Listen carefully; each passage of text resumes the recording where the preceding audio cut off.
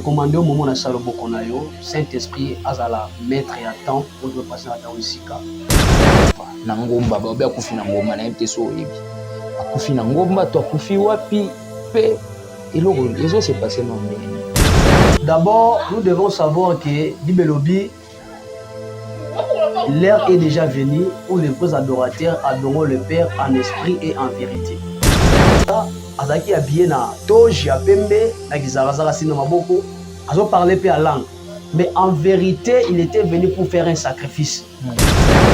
Diable alingaraté ko partager gloire nena mutu.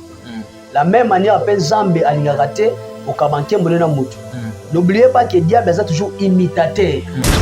Dans une vision, l'Éternel me montre esprit à Lumumba et Pini et comme il circulait dans la ville province de Kinshasa. Notre Seigneur, pourquoi cette vision? Dieu est en train de me parler dans les années qui viennent. Au moins, les serviteurs de Dieu est belé, et quand tu vas voir ces choses, sache-les que tous les serviteurs ont dit dans Mutunaye, Azasu Yangati. C'est Dieu, au bon message n'est pas qui, parce que maman a un message, mon qui prophète, soit un prophète Claudie, qui est message, à même la maman.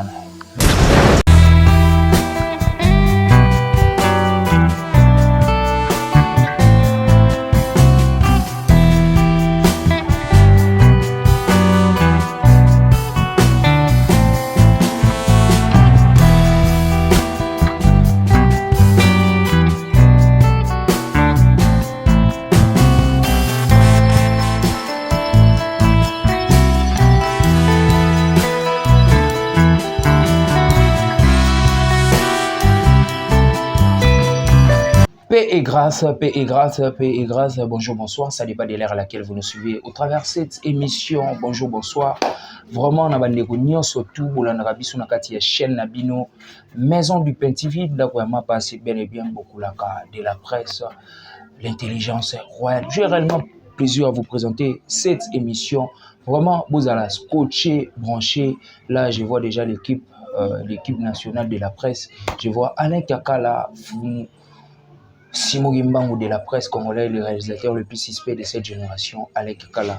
Derrière la caméra, Gérard Moko ainsi que notre papa, le révérend pasteur Richard Mangando, le défenseur et saine doctrine, une opportunité, privilège au Kopesa, Biso Bana Oyo, Poto Sala Musala, où ils ont bénir Bana Ebele, Yanzambe Lelo au travers de cette émission, Nambeli Bino Moko et Wasakoli, Katambo na Biso, je suis avec le prophète Élie. Avec lui, nous allons nous entretenir au travers de cette émission. Tu relever la sigène. Parce que prophète Eli, Azali, prophète Oyo, encadra. Prophète Oyo, Touti, Omona, Aouti, Kokufa, Awa. Nebike, ils ont circulé sur la toile. Prophète Jonathan, Touti, Kopère de Azaï, Moko, Yabasel, Nzambe, mais par rapport, Yandenge, Koufeli, Tomoni Mouto, a répondre à Bisso. Ma question à Bisso ainsi que la communauté congolaise, surtout.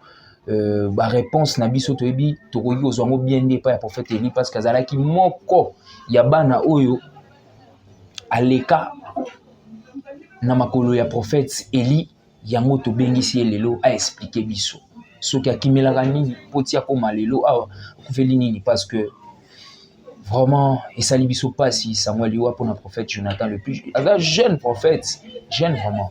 Là, je dis déjà bonjour, l'homme de Dieu. Oui, bonjour, journaliste international. Bonne santé, l'homme de Dieu. Ça fait, je crois bien qu'il y a 4 mois passés qu'il y a un pourquoi vous l'avez Bon, d'abord, on a Internet, c'est un monde très vaste. Ça fait l'Internet pour dérouter là. Et lorsque nous passons sur l'Internet, on peut ça c'est l'essentiel afin que le peuple ensemble obtenir des miracles ensemble. Merci beaucoup, l'homme de Dieu. Vous se présenter moi quelques minutes. Bon, je suis le prophète Eli, Moussanzi Bebesika. Je connais l'appel de Dieu à l'âge de 13 ans. Et jusqu'à maintenant, nous sommes toujours dans la présence du Seigneur. Nous sommes en train de servir le Seigneur. Et nous sommes toujours dans la volonté de Dieu. Vraiment, c'est fait ça. Église des Amakala, nous servons le Seigneur là. Et comme d'habitude, dans notre chaîne Maison du Pain, vraiment, c'est un peu ça. Merci beaucoup, l'homme de Dieu, vraiment. Merci beaucoup aux Lipamboli, aux bénédictions pour la vie sur le plateau, la vie sur la réalité de l'église. L'homme de Dieu, avant toute chose, on peut commencer par la prière. On va te poser l'homme de Dieu des questions. On va te côté dans le domaine spirituel. On va te côté dans le cambo, vraiment maman le cambo, ça m'a cambo parce que mon ami prophète Souana a confié na ba bague to éviter yom to pesa yango a confié na ba mouchoir rouge to éviter. L'homme de Dieu, toute chose commence par la prière. Prions le Seigneur. Dieu de grâce, Dieu de miracles, eh déclare et recommande ton sort à l'Éternel, l'Éternel agira. Recommander au moment où Salomo Konayo, Saint-Esprit, Azala, maître et attend, pour te passer à ta Wissika, na kombo na Yesu Masia, de te modéli. Amen. Amen. L'homme de Dieu, prophète Jonathan Tiko Kufa, Nangomba, Babia Kufi Nangomba, na MT So Ebi. Akufi Nangomba, to Kufi Wapi, Pe. Et là, ça s'est passé dans le Gambouana parce que Babi yo, vous avez mon corps, ya ba papa, yo encadre ba prophète, Ibele ba yari pana yo. Bon, merci pour la question posée. Eza makambo de circuler na ngonga oyo na internet na ba site ebele liwa ya notre prophète Otikufa. Liwa na ye et créé scandale makasi d'abord na famille na bango. Vraiment, j'ai salué en passant toute la famille. On va perdre mon âge à 22 ans. Les avons mis le rose à passe dans mon makasi. Mais le rôle à liwa ils ont la volonté en Zambie parce que dans le livre il y a Amos 3:7 Bibelobi. Dieu ne fait rien sans avoir révélé ses secrets à ses serviteurs les prophètes. Donc liwa ils ont beaucoup en Zambie. Peu importe tout ce qu'ils sont en train de dire à propos il y a notre bien-aimé qui vient de nous laisser. C'est Dieu qui est à l'auteur de tout. Parce que si Dieu ne permet pas que notre frère a perdu Vinaye, que soit origine, attachement, il ne pouvait pas être mort. Mais tout se passe pour l'amour du Seigneur. L'homme de Dieu, message qui est pas nayo avant Akoufa, prophète Jonathan Atirabiso. Message des envoyés des Aragini. Bon, d'abord, nous devons savoir que Bibelobi, l'heure est déjà venue où les vrais adorateurs adoreront le Père en esprit et en vérité. Bibelobi, beaucoup servir Zambé, s'il vous plaît, l'aide. Kaka na montanité, ni na Jérusalem. C'est-à-dire, il y a un peu loko na ba jeune prophète, na ba serviteur de Dieu, au bazo ko prétendre que le Seigneur azan ngomba. Zamba zanega na ngomba te. Vous savez, tu peux entrer dans ta chambre, vous a concentré ou évoquer Zambé. Dieu peut te répondre et qu'on résout des problèmes. Parce que Bibelobi, quand tu pries, ferme ta porte, entre dans ta chambre et prie les pères qui vont dans les secrets. Voilà. Et le Père te rendra. Amen. Donc, nous ne pouvons pas être toujours focalisés d'aller dans la montagne pour chercher la face de l'Éternel. Parce qu'il y a aussi des magiciens qui sont dans Bangomba pour ça, les rituels na bango, pour ça, les sacrifices na bango. Parce que ça m'est arrivé des fois, l'endroit où je suis en train de prier avec mes enfants. Et du coup, l'Esprit de Dieu est en train de me parler qu'à côté de vous, il y a un magicien. Mais en les regardant comme ça, Azaki habillé na toge, ya pembe, na gizarazara sino maboko, azo parlé pe à langue. Mais en vérité, il était venu pour faire un sacrifice. Voilà pourquoi il y a ben d'aboké biabandi qu'on a biso belé surtout ba jeune sœur. Azo pensé que pas Zoualiba la poque ngomba. Je suis pas contre la montagne. Mais c'est que je dis, avant d'abord de faire des choses ou aller à une montagne, il faut demander d'abord la volonté du Seigneur. Voilà. Donc c'est un peu ça. Tout ça là vraiment maillé, le tourmin attend de la fin. Loge, ils ont celui qu'on bat à mater. Comme déjà publié, donc tout ça vraiment maillé le macasse. C'est un peu ça. Bon, le message n'est pas maki parce que va le qui maman a un message au lobela qui prophète soit na ou tu kufa ou prophète glodi au lobela qui est message a même la maman message à moi parce que c'est ou ba nanza mebele ba respecter isu ba message te ba na kata ba langage nanga non c'est un peu codé. OK. Autant comprendre nga faut la très sage parce que la molimo santu à comprendre mamni nga loba. D'abord parents ou ya boti il faut d'abord avoir charge à moi en spirituellement. Voilà. Parce que Bibelobi ba boti baza banzamba se. Peu importe la grandeur aux zamba tomboli moi na yo. Vous savez que les parents baza na monopole. Bana pouvoir à parole ya koloba na vie à mono ya boti et puis influencer vie à moine. Donc na obenda bokebi na ba boti baza la vraiment attentive na vie ya bana bango. surtout bano bakoti na kati ya mosala nzambe surtout bano bakoti na œuvre nzambe bano balingi basakola balingi babrile balingi mituka tout koso bapara na bango il faut babuka mabolongo kosambelaka mpo na bango parce que eza moko ya badanger na osimba mokie baene na biso. Vous savez, aujourd'hui, il y a beaucoup de nos aînés au bazar na kati ya monde ya franc-maçon. Bazo initier beaucoup plus ba jeunes prophètes. Bazo impressionner bango.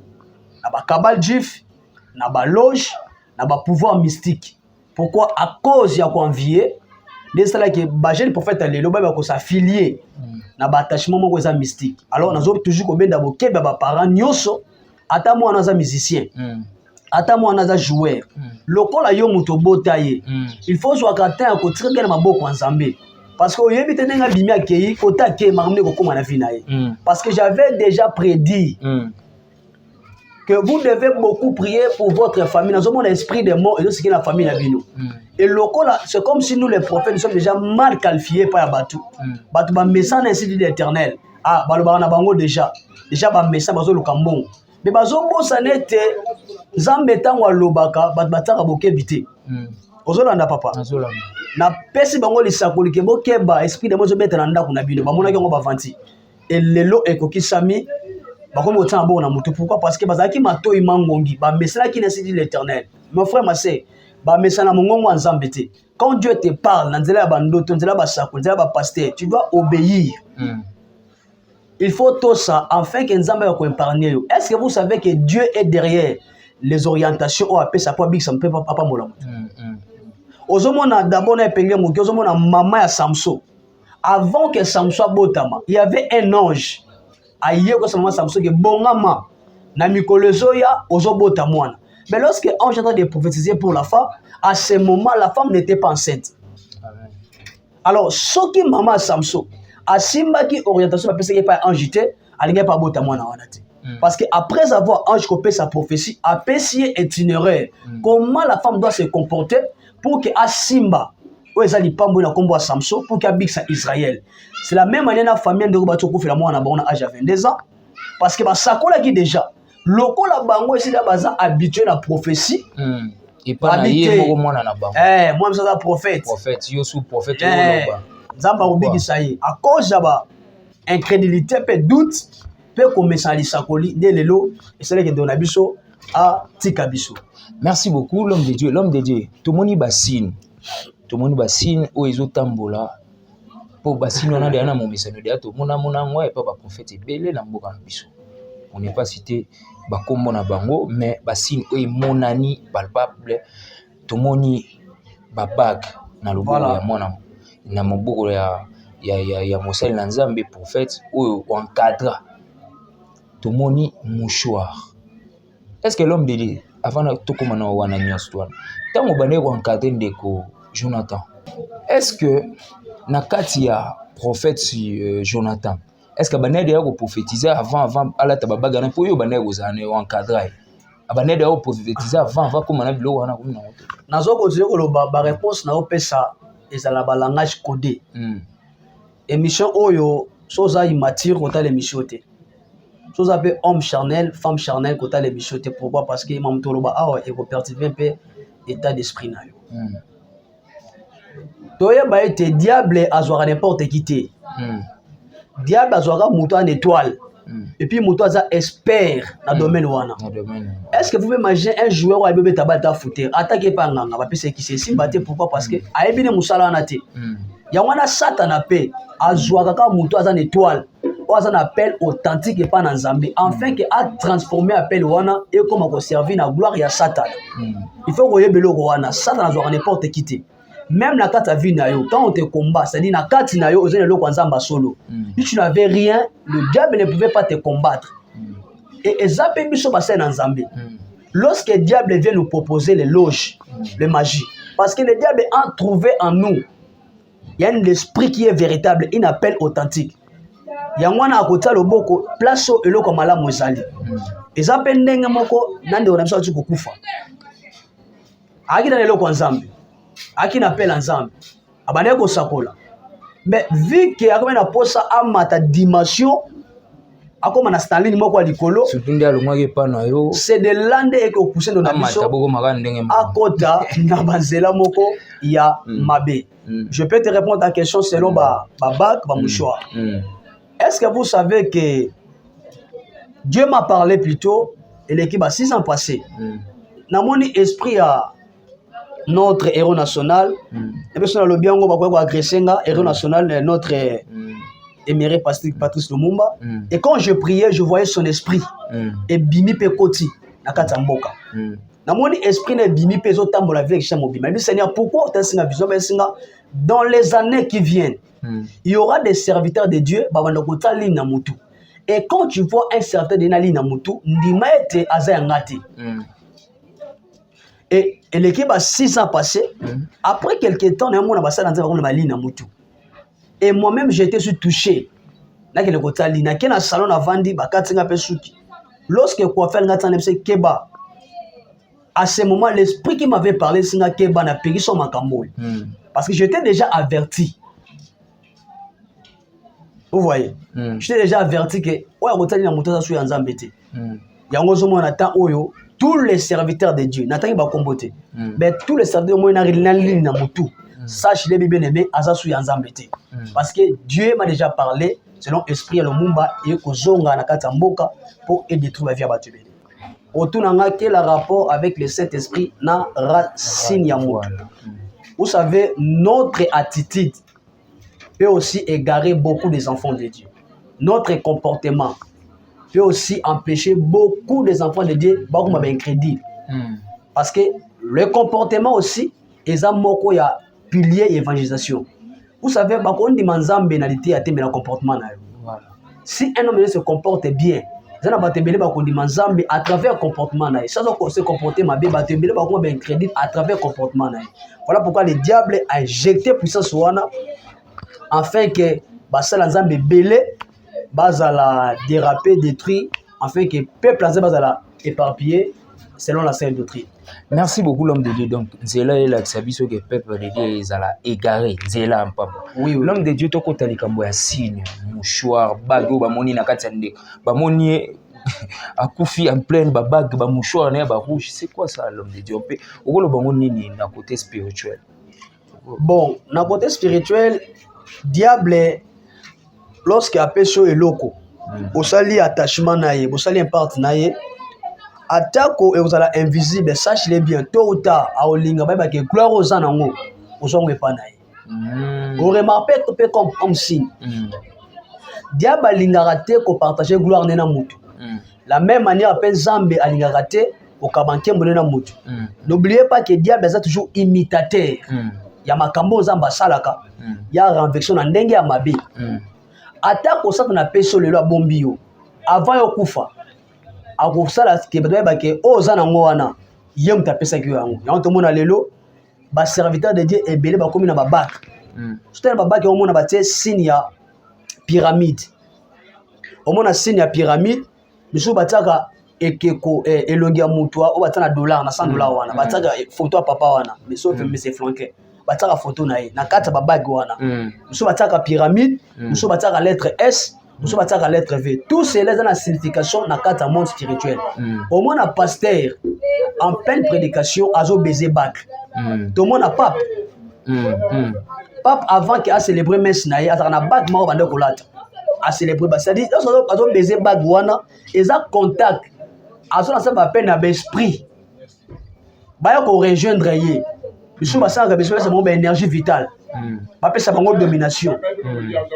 Donc, à travers signe ya bagwana, ils ont permettre de balancer ma peine à l'esprit. Et ils ont un signe bagité. Mouchoir peu moussous. Ils ont travaillé.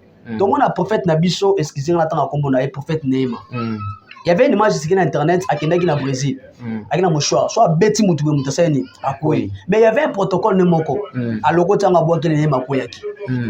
Est-ce que tu sais qu'il y a un Brésil, notre prophète Neema? Image à Nezali. Mais l'hypothèse est que mais jusqu'à présent, on comprend les karaté. Il toujours au bateau, il Kaboch,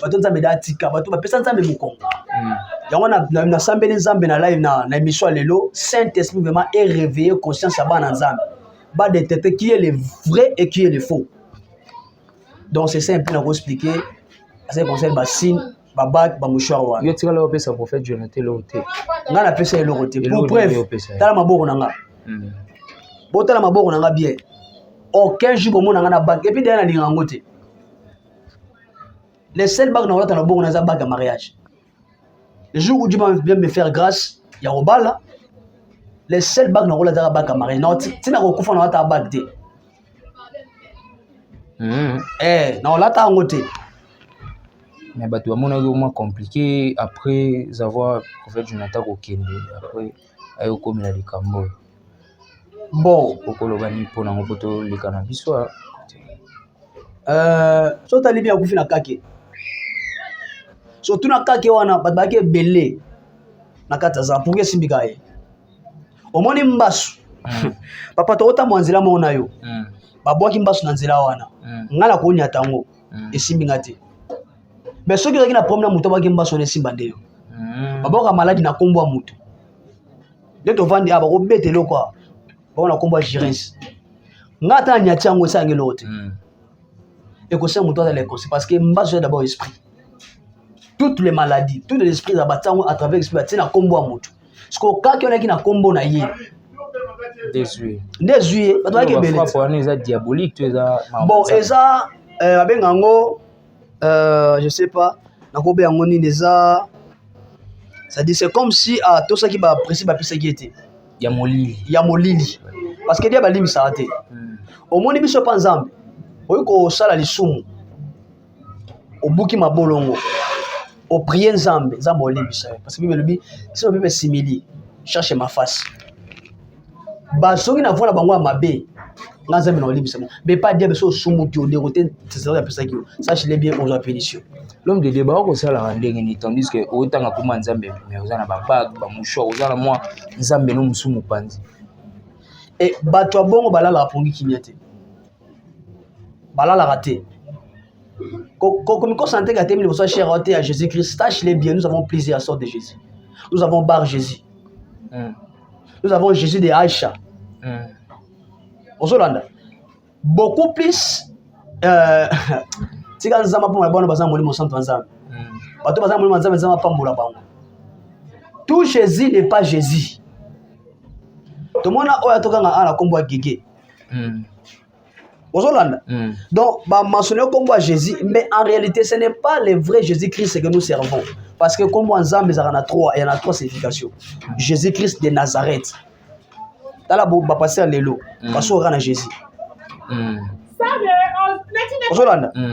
parce que il faut bien préciser Jésus-Christ Jésus nous prions Jésus-Christ de Nazareth c'est-à-dire ils ont lieu ici kabotama ils ont référence. Merci beaucoup l'homme de Dieu tout pour na liwa na tant que fils na yo alika na makolo na yo mais ayego tika yo ozo makambu yo banda opesi makambu ngo bien tetunde bon makambu to opesi za prière sanctification crainte nzambe sacerdoce point barre.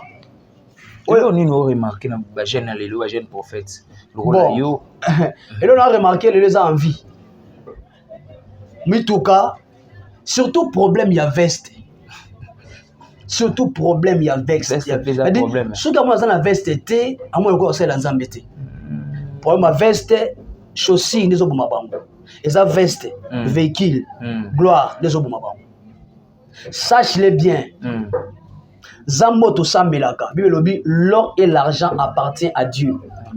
Si votre temps est arrivé, mon frère, ma sœur, oluka muto te muto ande oluka yo. Oluka vestete et oluka. Moni lelo, bozo ko s'inquiéter pour na mituka, pour na ba veste. Sache-le bien. Et comme on attend moko, au moins c'est important. Et comme on attend moko, on regrette amna yo. O to zanga lelo, lobby to sakana. Au moins ceux qui ndeke sans vie ali aba fourmi mais lorsqu'à koufi ba fourmi basarani ba koma olien zamba pambola mutazo comprendre. Merci beaucoup l'homme de Dieu tant que au mona ba musicien mondial donc bato bazali ba païen tout loba ba ko simba basala nzambi pour to tu autant la dernière émission il y a papa Kofi Olomide a uti ko loba ke ba soi-disant basala nzambe ba oyo bazobeta na stade. Voilà. Des martyrs bazobeta musique ba soi-disant basala nzambe. Tant bazoloba ba propos mo pona bino et tout. Et l'on est au tinda et bongo. Pe l'on est motivé. Avec beaucoup de respect, Monsieur Kofi aza légende na mboka na biso selon musique mondaine. Vraiment, on doit beaucoup de respect envers lui. Mais sache-le bien, Kofi aza maître spirituel. Attention, aza maître spirituel. Parce que quand on dit maître spirituel, aza mutoyo, ayebi comment les mots spirituels ils ont fonctionné. Ayebi o aza nanga, o aza naka oyo, o aza nanga mu oyo, o aza naka o, c'est-à-dire na kata mots spirituels ba yeba naka. Que o aza biso, o aza biso te. Et quand vous voyez Kofi en personne, azo ko adresser un pasteur, azo qualifier, sache-le bien ça solo. Oui. Ce qui me se Kofi, hein? Tout douter. Est-ce que le monde Kofi avec Naté va finir faire Patrice? Jamais. Désolé comme exemple, tala ba propos atena ki liboso Mike Alambay, tala o ateteni liboso ya Atoms. Au moins na ba propos ya Atoms, au moins maximum ya respect. Réserve de langage. Mais pas il y a notre pasteur qui est encore pasteur Mike Alambay, aki na ça dit aki sans tabou. Et personne le bazo sekanae. Pourquoi? Parce que il sait que Oyo aza nzambete. Mais et pas à Toms, aki na ba réserve makas. Et pas à Toms a aussi bien Toms to na souhaite un jour to mbana ye. Ba déplacer langage te. Mais tala pas nani ya Mike ba bini ke soki Mike continue lo ngabna fasani. C'est-à-dire dans monde spirituel, ba yebani. Donc ce qui me se confie a adressé un pasteur. Bon mon ma bête, écoute toi c'est que a dénoncer muto mabe. Dans sa ligne nzambe musa. Voilà. Asugi biso bake oyo azarane nzambete. Oyo aza nzambe. Il y a beaucoup de pasteurs bana mboka na biso mais se confie à Simba bangote. Pourquoi? Asimba ka bandeko wana. Parce que ayebi déjà qui est na monde spirituel baza na ba lien. Ba yebani. Si à quel point bani que soki a koti lola afuna kota lo ça dit azomona baza nati baza mutu moko bana ben part moko baza na ba lien moko baza bato na moi baza bato na boto ba vampire mais pas à Toms ça dit à supplier beaucoup de respect na ba digne pour na Toms. Donc c'est ça toi ba lelo soki monsieur Kofi attaquer un pasteur, sache le bien que pasteur wana aza na lignée ya nzambe te. Ba pasteur musuba moni ba bike akomi pembe na liwanda komo loka makambo wana po aza déjà égaré po a égaré pe bana nzambe oloka ni. Yebara bien que Nzambe aza papa ya milimo nyonso. Dieu peut utiliser n'importe qui pour libérer un message. Est-ce que tu sais que Eli na kata torrent, na kata pasi, Nzamba tina nani? Corbeau. Oh, c'est là nature corbeau aza nyama mabe. Aza nyama impire. Ceux qui le sont moni corbeau qui tient le pont on a appelé ça image de l'esprit de mort. Mais tout le monde nyama aza nyama mabe, a image mabe. Mais Nzamba tindi a pêché nourriture. Et donc c'est-à-dire par là to yilo bani. Nzamba aza na makoki azo même ndoki. Pour avertir ban Nzamba. Donc quand vous voyez Kofi dénoncer les faux serviteurs de Dieu, c'est-à-dire c'est Dieu qui l'a touché qui a dénoncé Bango Baza Yamabe. Et lui-même paie la carte naïboé. Alors c'est là où ça de savoir. Comment ça fait si tout ça tu as kamoko? Faut garder secret nanga. Voilà. Pourquoi on peut pas secret nanga? En quelque sorte ils ont poussé par l'esprit de Dieu. Azan vous tenez Nzambe c'est bon que va dénoncer Bango. Parce que voilà ma diable va fondre na ratembe pourquoi fondi Bango? C'est l'esprit de Dieu qui na carte na Bango. Donc, tu retenir que message à Monsieur Kofi, sur la simbi certains de mon dimanche que maman est solo. Je ne crois pas que le vrai, parce que la sincérité Kofi a aussi bail. Au moins, on est tant qu'un prophète, tant qu'un spirituel. Pour la zone, je ne peux pas entrer à profondeur. Il y a le Messie en question, Papa Kofi.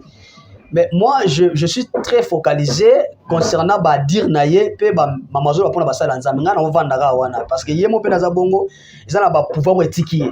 Pardon? Ils ont ba pouvoir éthique.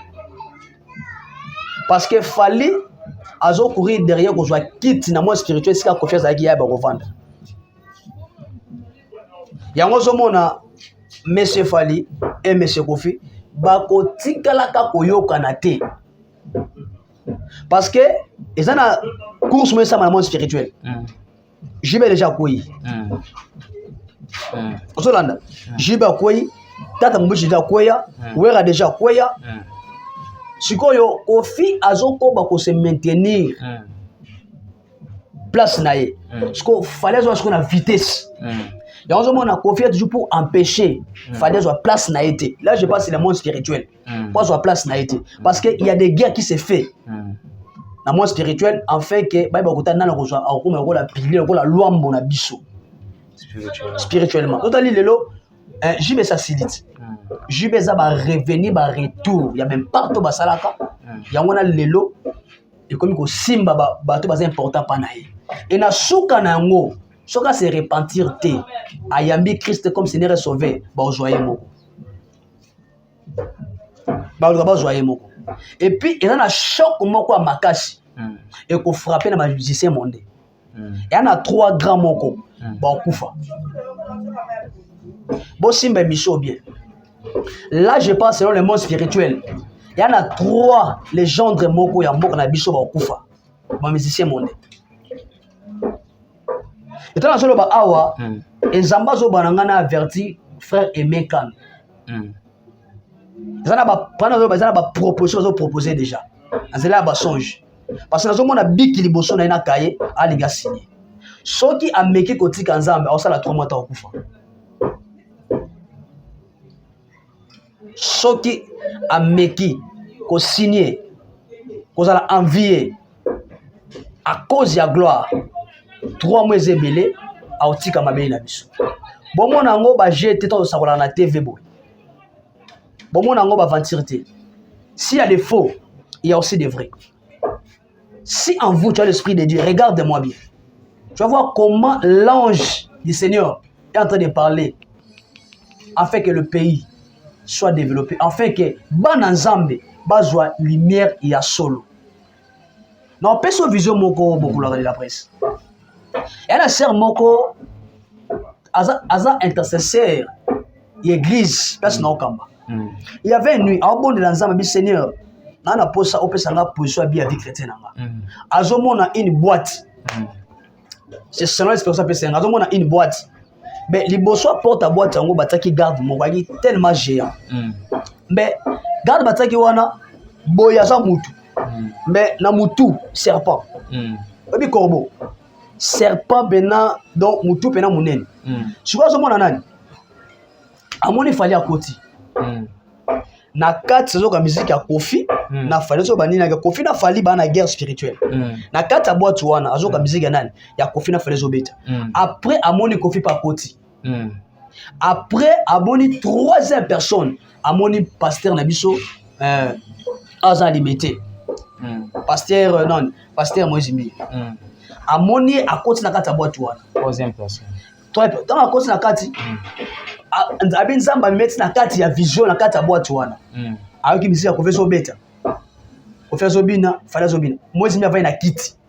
Awa bina te, mais lokolo na ye, awa nisa lokolo boy na muto asala rabo. Eza signe. Eza signe. Tadela ba pasteur bi ba koti ba loge, ba yo regrette après. Comme exemple, so ok na fête, faut binati. Voilà. Mais comment ok na fête obinati on sa muto, ça on a ba chagrin. On a ba souci na ba kiti na kati na. Donc le monde où ba pasteur ba kota, nde ba za bongo ba regrettaka. Ba bia vandi, aota mutubu.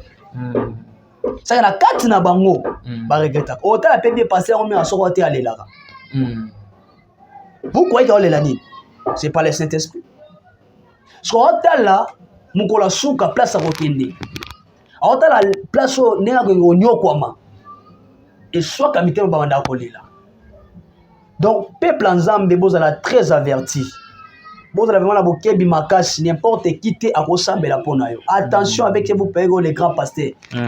Oh bozo benga ba petit, bon de ba grand. Parce que le premier c'est na nyonso s'il y a des faux, il y a des vrais. Mais sachez bien, na moka na biso, bato basa ba grand, da ba tikanza. Est-ce que vous pouvez imaginer maintenant excusez-moi na tanga kombo na podium ya Idina Bala. Lomba ko mata. Jamais. Aoya ndeni.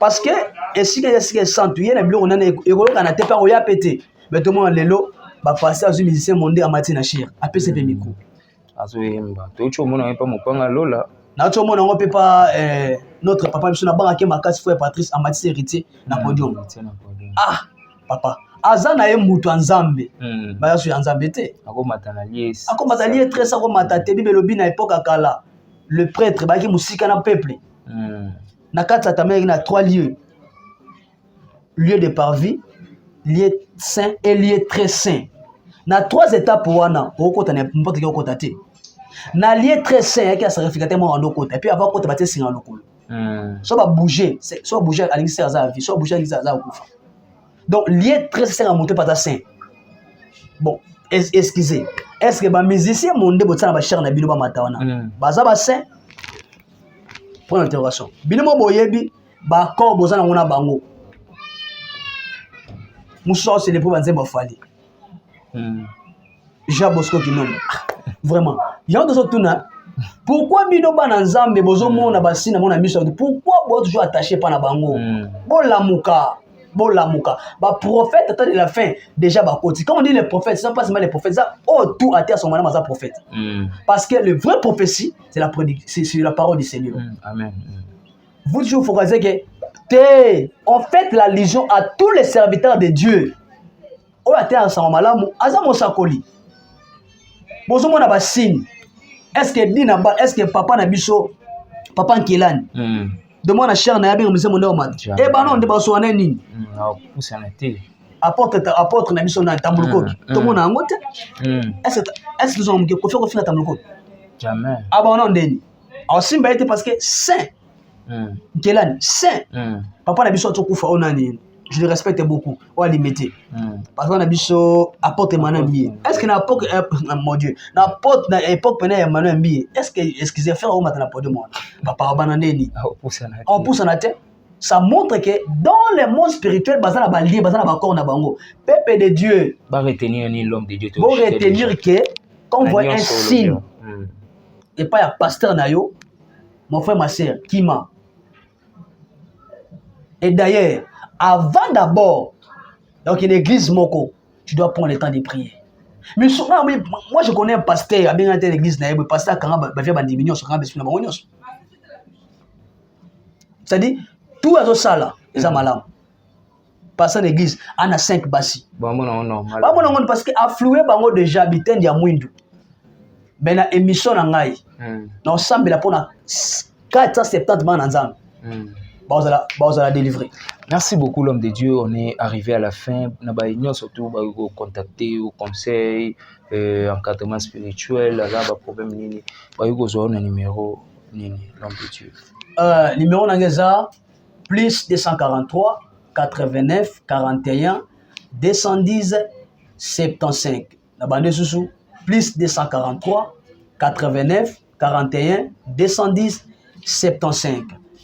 Oza na Europe, oza na Kinshasa, oza partout na Bandundu et si quand nous avons basalo grâce pour la émission na biso bien aimé ko hésiter te ko contacter biso oyeba comment monde ezotambola c'est dernier temps Nzambe a utilisé puissamment pour na makambo etali ba événement ya temps de la fin et ceux qui wana te chaque problème na vie ya mutu ya un esprit oza na sima na Nzambe apesinga mandat ya ko bloquer tous les esprits ou eza derrière problème na yo oza otangi ba classe ebele je me pose la question mutu oza licencié gradué aluki musala zuité eza faute ya gouvernement te eza faute ya compagnie wana te eza faute na yo okangamaka na mwasi moko okushaka na mwasi moko osaki be parti na mobali moko à cause de parti wana oteka déjà étoile na yo oteka déjà aura na yo yango zo mo la vie na yo rien ne marche mais na biso le komoko heureusement Jésus de Nazareth est vivant il est capable ya ko restaurer makambo na yo et pas na Nzambe na lola bana basilité et pas na Nzambe misale silité et pas na Nzambe élévation silité mon frère ma sœur vraie élévation na maboko Nzambe ko hésiter te kota na appel aux miracle na yo nazomona nzambe kopambola bavie ya bato ebele moto nyonso okota na peine na biso mon frère Marcel espace ya 4 jours ozwa miracle na yo. Nous avons autant de témoignages oyo nzambe asali na nzela na biso mais nous sommes pas là pour na ba TV mais bato bayebi biso bayebi ke le prophète Élie aza moto na nzambe oyo nzambe autilisé puissamment na temps oyo eloko eleki nzambe eza te obotaka te oza na mosala te wana ba combat spirituel na buto olalaka te okoma avant olala il faut mela kisi parce que sans kisi olala te yaka tosambela tobengana esprit wana to chasser esprit wana afin que yo oyeba kozwa kimia etoi na yo ya mosika te moto abloke yango tokolibere puissance ya nzambe ekende kozwela yango mpe ozongozwela yango tika nzambe apambola biso. L'homme de Dieu précise encore le numéro de téléphone. Eza plus 243 89 41 210 75. Merci beaucoup l'homme de Dieu. Je crois bien que le numéro de l'homme de Dieu est affiché na C à bas écran to bando sala est fort parce que basala nzambe na Congo na mboka na biso ba alisu vraiment ebelete to yamba prophète Élie pour aller sa biso bomonia. À part, vous avez la prophète, bomoni que parole les ali, c'est un homme intègre. Nakati ya liloba ya nzambe aza mutu oyo ayebi liloba nzambe aza mutu afandisa mi na saine doctrine parce que apamboli biso makasi mingi au travers de cette émission là je vois déjà équipe na biso technique na pesi bino un grand merci na ndenge bo accompagner biso na mokolo lelo na sengi na bandeko partager cette émission bo banaye ko luka boyeba liwa ya prophète Jonathan soki ezali ndenge boyoki dia ba précision awa prophète ela lobi ye te ye na maboko na ye babagi ali te ye alakisaka batu nzela ya kotia babagi pe te bamouchoir te vraiment so oza pour ça ba précision numéro de l'homme de Dieu ils a affiché na sur ba écran. Quant à moi je m'arrête par ici. Merci beaucoup l'homme de Dieu. Est-ce que j'ai accordé ngata 5 minutes? Voilà. Dans ozoloba awa nazo pressentir l'esprit nanga za na ndeko moko aolinga banda projet bazo tuna orientation spirituelle azo mona a localiser basaya na nzambe ebele mais azui penza orientation clarté ana posa abanda entreprise moko mais a localiser basaya na nzambe ebele azui pena éclaircissement selon te ndinga lingi makambo esalema nzamba moni yo espoir nzambe moni yo olingo sala benga biso ana 4 seka ko pesa yo enfin ko réussi azomona mususu azolota bandoto a bien benatongo boye vini zotambola malamu te aotaka bandoto azana mituka azana mapango benatongo boye azonyokwama ezana mutu moko o atelemaka na tongo ayetufaka lumière na yo akanga makolo na yo omona comme si soki na tongo makolo esako pasi kilo eza basiki na monde spirituel bakanga makambo na yo mususu paza na butu asa toujours ben insomnie bandoto moko amabato balandaki toujours bambango pourquoi parce que oza rechercher na monde spirituel bakateli yo mondelo ke yo aussi sa année ote benga prophète osambela tokanga esprit wana enfin ke mikono asa moi e bakopusana nazomona susu nzambe mutu moko akenda poto kala me makambo esimbaka te kana bouteille ya mayi kosomba osokola ngo pendant 7 jours omona makambo ofungwama tika nzamba apambola bandeko nyonso babi prophète Eli mama Rachel na kati ya Paris nzamba apambola yo namonaki déjà action de grâce ne komaki lobi nzamba apambola mama Rachel na pamboli ma sœur Naomi na États-Unis nzambe apambola yo na pamboli mon père spirituel pasteur Rema Moussanz Bibesika si le lozanga makolo a toujours ensemble ngaza rebelle malgré ma grâce malgré ma voyage je suis pas rebelle naza toujours ensemble ko na la temps nzambe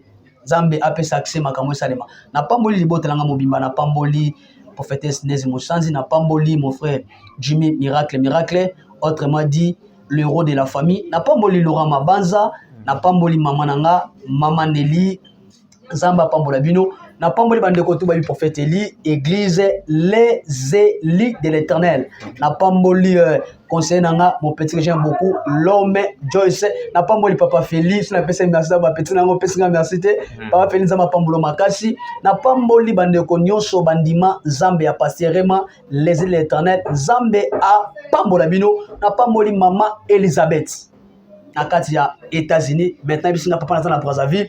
Bon séjour à Brazzaville, maman Elisabeth, Zambe a Pambolabino. Merci beaucoup, l'homme de Dieu. Nakota nanda nakota epana pango nakenda une fois. Nabité nakende na komona ndako esika prophète azalaka. Nakota boye namona papa prophète. Bana nyonso tu. Ba pasteur. Na ouais na sœur azali prophétesse. Vraiment bazali libota mo ezali ya kopamba makasi. C'est une famille vraiment chrétienne. Pour la paix. Na yama vraiment lipamboli na faveur ya papa makasi. Amen. Papa tikali kaka na sainte doctrine aza vraiment lipamboli pona biso. Je crois bien que na ko localiser sous papa. Poto sala ke mission mais diable combattre ki biso so ekotaki te. Papa Silika makasi, merci beaucoup. L'homme de Dieu, merci beaucoup. Merci beaucoup. Ciao, ciao.